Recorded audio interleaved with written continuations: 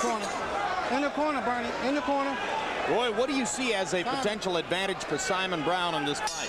Actually, I don't see a lot of advantages for Simon, except his big punch. Hopkins is a boxer, and usually the boxer is at the advantage from the get-go. But Hopkins is a boxer that can punch. And you also have to remember that Simon is coming up from the welterweight division. And he wasn't a welterweight early in his career who moved up to junior middleweight and light heavyweight and middleweight. He was a welterweight in the prime of his career. Well, it looks like Hopkins from the get-go here is trying to send us home, if not early, not too late.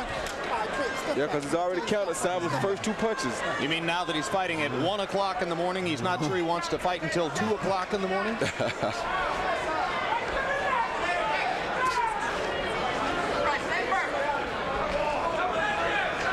There may be some fights in Atlantic City at this hour, but normally people don't get paid for them. Yep, normally don't have gloves on. And it has to feel weird to these 2 guys. I mean, they're probably sleepy already, so a good puncher, go ahead and take them where they need to go.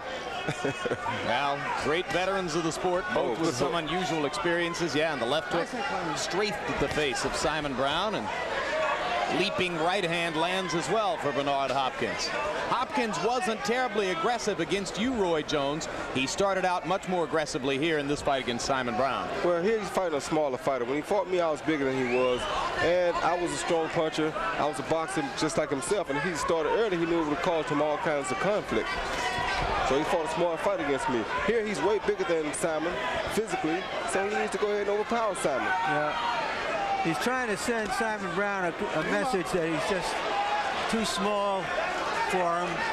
I don't know if Simon Brown has received it yet. He's a great old warrior. Good counter left hook there by Bernard Hopkins. This has been a strong Hopkins round in the first round. Have to question whether Brown's vaunted punching power will travel up with him at this stage of his career to 160 pounds.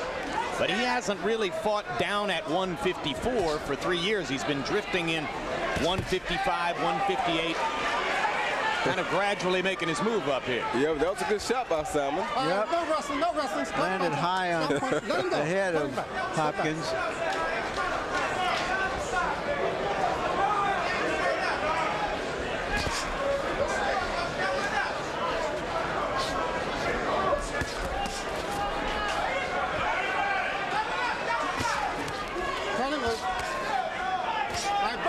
Let him go. No punching. Step back.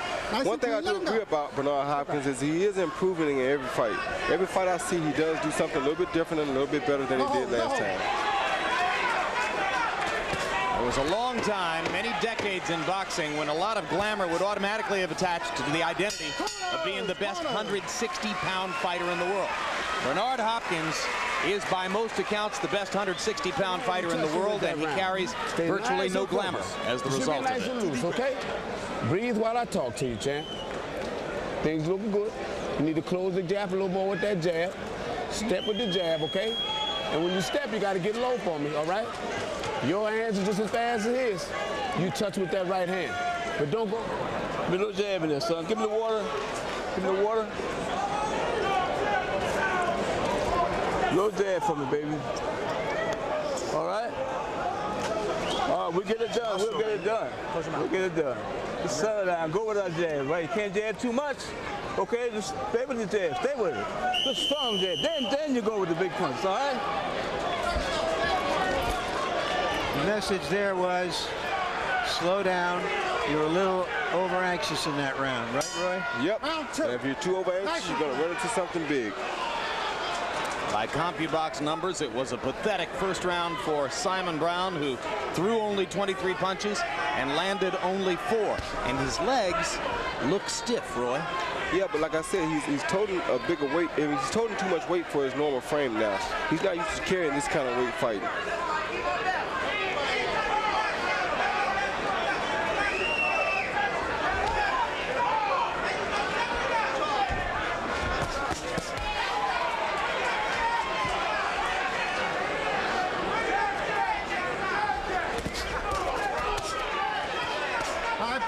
Break. Stop punching. Stop punching. Step back.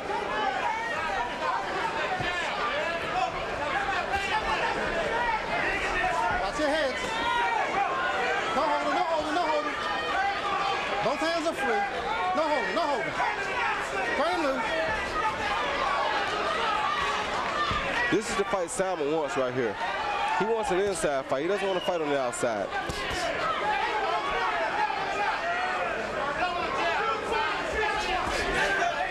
And now Simon begins to step up the activity level in round 2. And seems a little better balanced, too, as he continues to follow Hopkins around the ring. Hopkins is giving him good movement because he knows Simon has to set his feet before he can punch.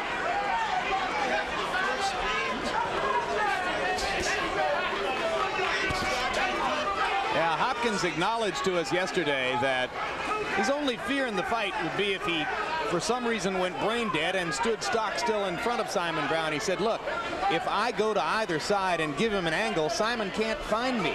He's a straight-ahead fighter who has to have his opponent right in front of him. You agree? Yeah, he likes for his opponent to sit still so he can throw the big punches. If you don't sit still, then he's not going to throw the big punches too often. That's why he didn't throw the 12 punches in the first round. Hopkins is dazzling Brown so far with lateral movement, pausing to land combinations and then moving off side to side. You're holding him. Stop punching. Stop punching. Step back. Step back.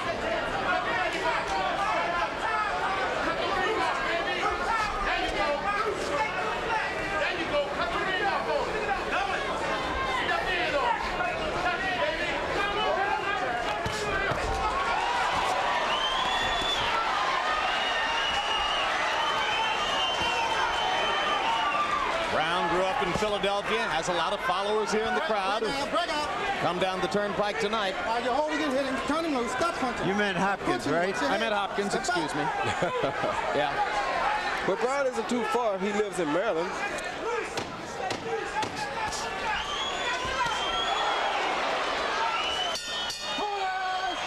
No punching after the bell. Another big round for Bernard Hopkins. All right. Philadelphia's own. All right, let's settle down a little more. Let's settle down a little more, baby. Let's take a look at the top middleweights in the world. Bernard Hopkins, generally recognized as the champion.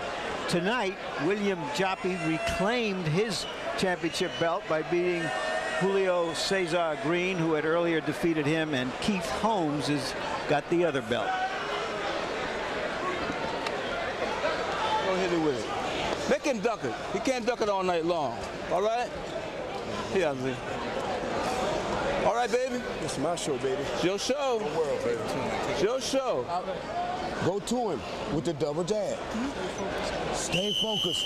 Stay loose. Second jab. Loose, Second champ. jab. Don't stare. Loose. Jab, son. Don't forget the jab. Another CompuBox numbers blowout in round 2. Hopkins landing 21 of 45. Brown throwing only 27 punches and landing 7. So Simon Brown continues not to be able to put out a lot of punches, and Hopkins continues to fight circles around him in the ring.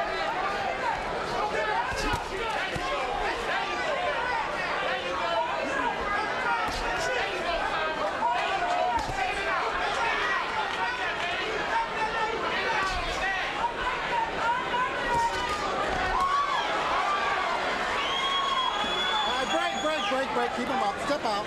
Step out. Nice and sweet. Keep him up.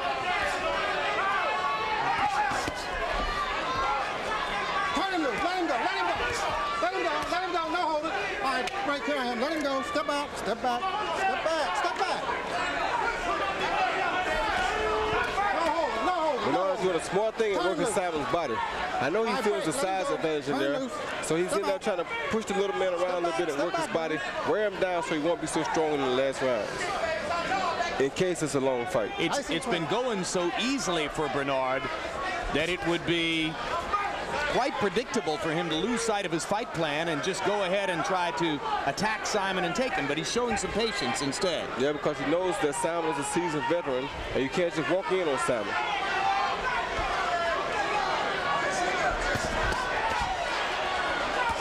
Hopkins tripling with the left hook, ducking the wild swing from Brown and coming back with more. Punch, step to the side. Combination, step to the side. Because Simon can't stand this. This is not Simon's type of fight. Simon wants you to sit still in front of him so he can fight you. That's why he's not punching. All right, break. You're holding. Turn him loose. Let him go. Step back. But that's how most power punchers are, Jim. A power puncher wants a still target so he can put all his power into it. He wants to be able to see where that punch is going from start to finish.